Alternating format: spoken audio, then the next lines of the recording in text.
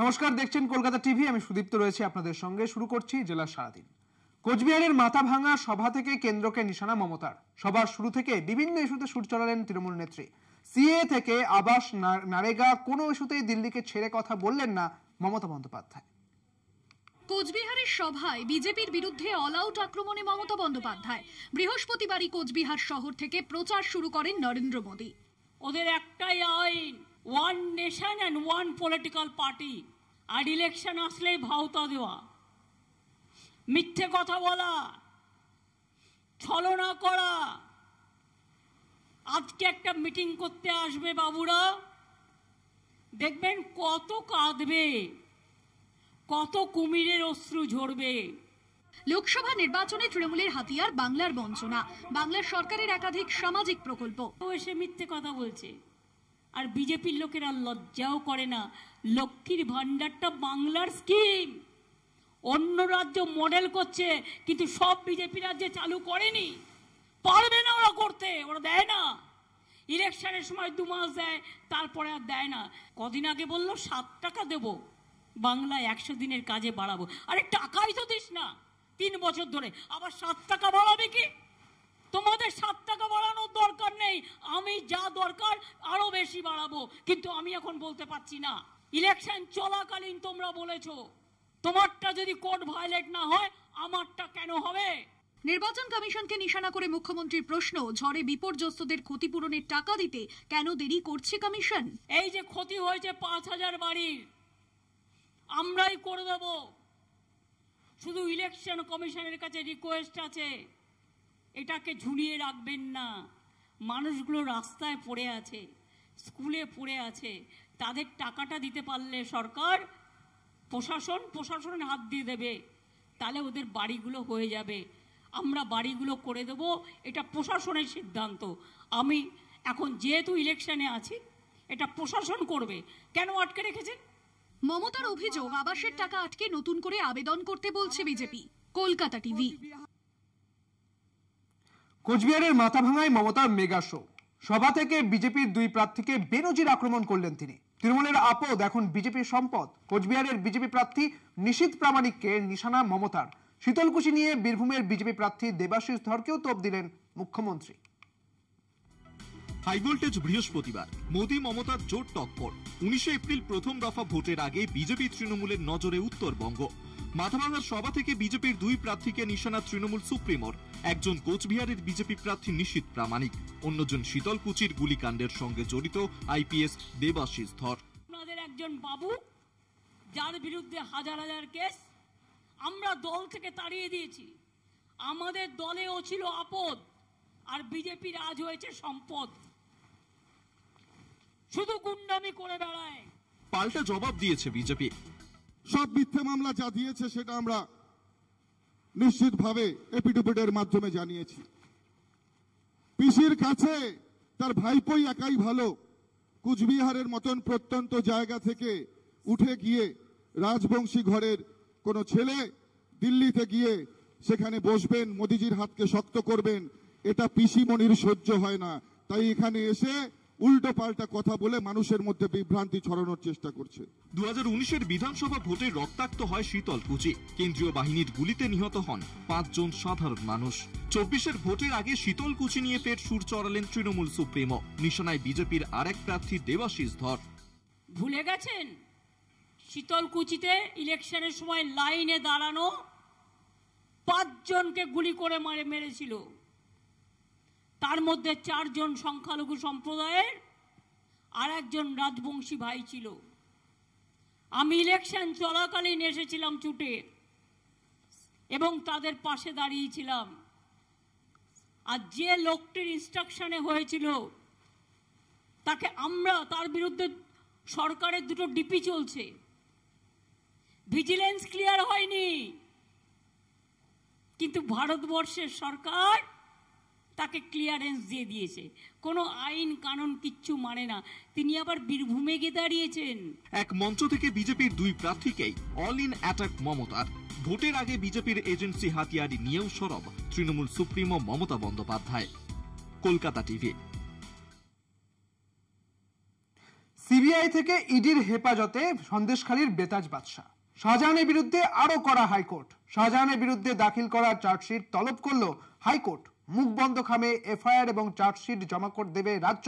নির্দেশ প্রধান বিচারপতির ডিভিশন বেঞ্চের। আদালত নির্দেশ দিলে তদন্তে প্রস্তুত, জানালো সিবিআই এর আইনজীবী।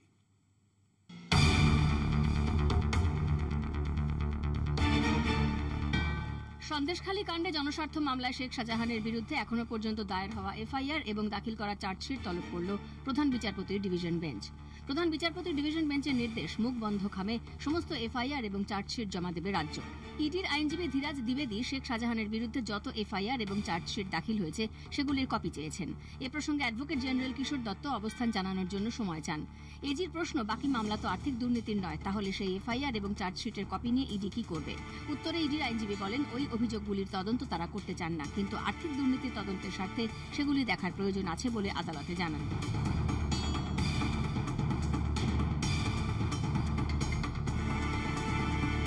এদিকে আবেদনকারীর আইনজীবী প্রিয়াঙ্কা টিবরেওয়াল বলেন, সন্দেশখালীর তদন্তে কমিশন গঠন করা হোক। সন্দেশখালী কাণ্ডে প্রশাসনের সর্বস্তরের আধিকারিকরা যুক্ত আছেন, তাদের বিরুদ্ধে পদক্ষেপ নেওয়া হোক। শেখ শাহজাহানের আইনজীবী বলেন, গ্রামবাসীরা আদালতে হলফনামা দাখিল করে গোটা ঘটনার সঙ্গে বহিরাগতদের যোগাযোগ আছে বলে দাবি করেন।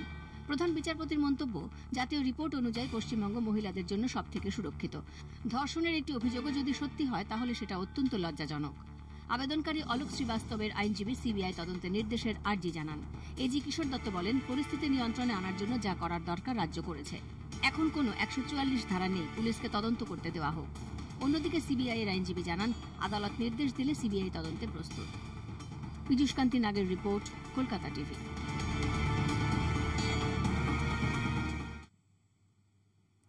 16 মার্চ নির্বাচনের দিনক্ষণ ঘোষণার পরই লাগু হয়েছে আদর্শ নির্বাচন আচরণ বিধি। তবে তাতে থোড়াই কেয়ার দিলীপ ঘোষের।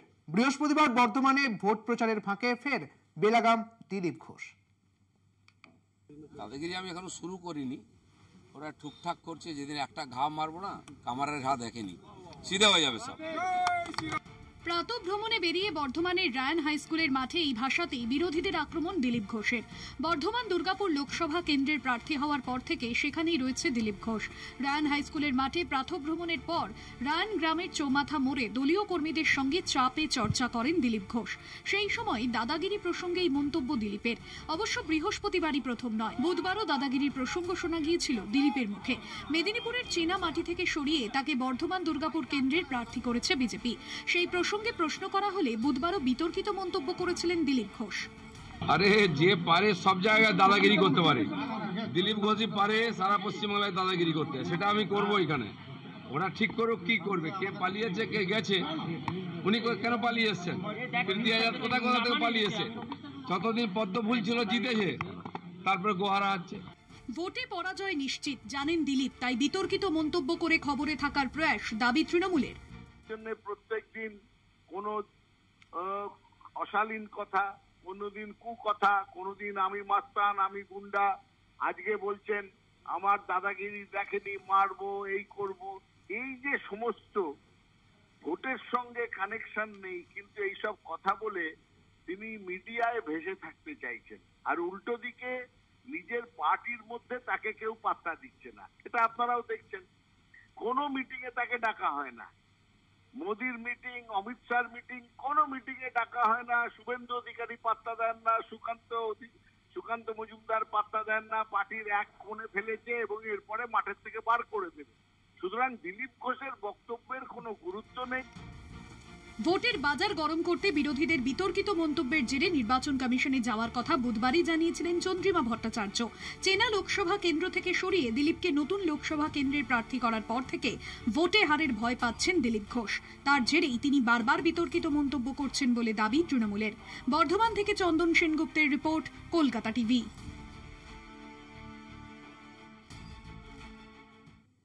এখন সময় বিরতির, ফিরছি বিরতির পর, সঙ্গে থাকুন। জেলা সভাদিন নিয়ে ফিরে এলাম বিরতির পর। প্রচারে বিষ্ণুপুর লোকসভা কেন্দ্রের তৃণমূল প্রার্থী সুজাতা মণ্ডল। বাঁকুড়ায় ঢাক বাজিয়ে একতেশ্বর শিব মন্দিরে পুজো দিলেন তিনি। বিষ্ণুপুরের নাম না করে অসুরবধ করার শপথ নিলেন সুজাতা মণ্ডল। পাল্টা কটাক্ষ করলেন বিজেপির প্রার্থী সৌমিত্র খাঁ। বিষ্ণুপুর লোকসভা কেন্দ্রে আসন্ন ভোটে চড়ছে রাজনীতির পারদ। সৌমিত্র খাঁ এবং সুজাতা মণ্ডলের রাজনৈতিক সমীকরণ নিয়ে রীতিমতো চর্চা শুরু। বিভিন্ন সময় একে অপরের বিরুদ্ধে আক্রমণ শানিয়েছেন তৃণমূল বিজেপি দুই প্রার্থী। এই পরিস্থিতিতে বাঁকুড়ার লালমাটিতে প্রচারে ঝড় তুলছেন শাসক বিরোধী উভয় শিবিরের প্রার্থীরা। ঢাকবাজি একতেশ্বর শিব মন্দিরে পুজো দিয়ে হাতে ত্রিশূল ধরে বিষ্ণুপুরে অসুর বধের শপথ নিলেন বিষ্ণুপুর লোকসভা তৃণমূল প্রার্থী সুজাতা মণ্ডল। নকুলদানা গুড় বাতাসা বিলি করে বীরভূমের অনুব্রতর পথ ধরে প্রচার সারলেন সুজাতা। প্রচারে তৃণমূল প্রার্থীর নিশানায় বিজেপি প্রার্থী সৌমিত্র খাঁ। বাবা বিষ্ণুপুর লোকসভাকে একটা নরাধমের হাত থেকে বাঁচাও প্রভু, এবং আমার একটা নারী হয়ে যে লড়াই এবং আমার নেত্রী মহিষাসুর মর্দিনী মমতা বন্দ্যোপাধ্যায়ের যে লড়াই, সেই লড়াইকে জিতিয়ে দিও প্রভু।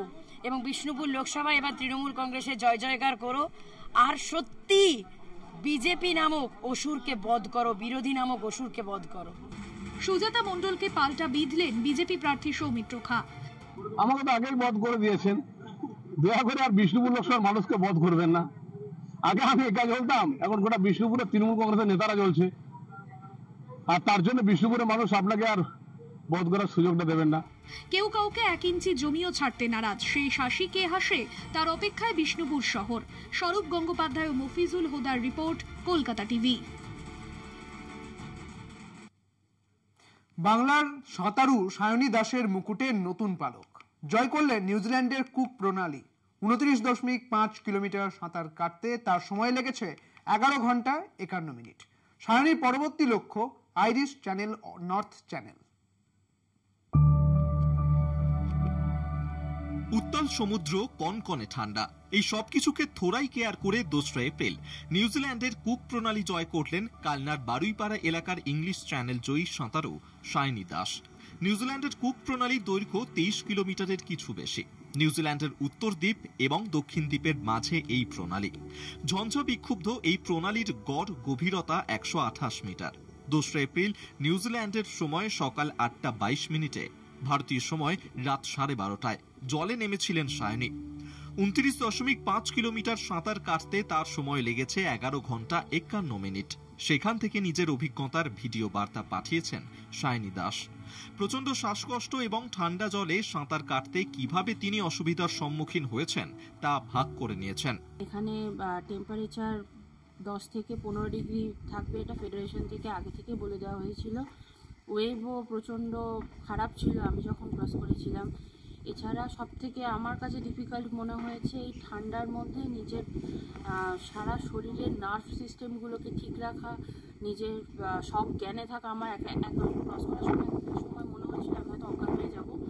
তো সব কিছুকে মাথায় রেখেই এই চ্যানেলটাকে ক্রস করা আমার কাছে অনেক টাফ। আমরা এসেছি নিউজিল্যান্ডে 17ই মার্চ। 18 মাস থেকে আমি আমার প্র্যাকটিস শুরু করে দিই। বিগত যে 4টে চ্যানেল ছিল সেই চ্যানেলে আমি এইভাবে ওর পাশাপাশি আমি থাকিনি, একদম আমি ওর কাছেই সব সময়তেই ছিলাম। কিন্তু দেখতে পেয়েছি যে সমুদ্রের ভেতরে কি উত্তাল ঢেউ এবং স্রোত, হাওয়া এবং সকাল থেকে বৃষ্টি, এই 4টে বিষয়কে ফেস করে সায়নীকে এই চ্যানেল পার করতে হলো। এবং আমার একটা নতুন অভিজ্ঞতা হলো এই কারণেই যে এইভাবে পাশে থাকা, যে একটা সুইমারের একজন নিজের মেয়েকে একজন কোচ হিসাবে দেখা, একটা সময় যখন ওর সারা শরীর অবশ হয়ে গেছিল, ভীষণ কষ্ট পাচ্ছিল, সেটাকে ফেস করেও আমি ওকে ওভারকাম করিয়ে সেটাকে নিয়ে যাওয়ার জন্য ওকে আমরা বোর্ড থেকে উৎসাহিত করেছি বারবার, এবং ওর যে কোঅর্ডিনেটর সেও উৎসাহিত করেছে। সবাই মিলেই ওকে আমরা উৎসাহিত করেছি যাতে এই চ্যানেলটা পার করার জন্য, এবং ও মনের দৃঢ়তা নিয়েই এই চ্যানেলটাকেও পার করলো। এই জয়ের সঙ্গে সঙ্গে ইংলিশ চ্যানেল, ক্যাটলিনা ও মালোকাই চ্যানেল জয়ের পর সায়নীর মুকুটে যুক্ত হলো আরও এক পালক। চ্যানেল জয়ের পরে খানিকটা অসুস্থ হয়ে পড়েছিলেন সায়নী। সায়নীর পরবর্তী লক্ষ্য আইরিশ চ্যানেল, নর্থ চ্যানেল। অগাস্টে এই চ্যানেল জয়ের লক্ষ্যে নামবেন তিনি। উল্লেখ্য, সপ্তসিন্ধু জয়ের মধ্যে নিউজিল্যান্ডের কুক প্রণালী অতিক্রমের পর তার 4র্থ নম্বর চ্যানেল জয়ের স্বপ্ন সম্পন্ন হল। কালনা থেকে রাজকুমার ঘোষ, কলকাতা টিভি। ভোট পুজোর অন্যতম উপাদান প্রচার, আর লোকগানের সুরে ভোটারদের সচেতনতার পাঠ মালদহে। জেলার বিখ্যাত গম্ভীরা গানের মাধ্যমে ভোটারদের সচেতন করার দায়িত্ব নিয়েছে হরিপুরের ব্লক প্রশাসন। আমরা হলাম নারী শক্তি, আমরা দেব ভোটের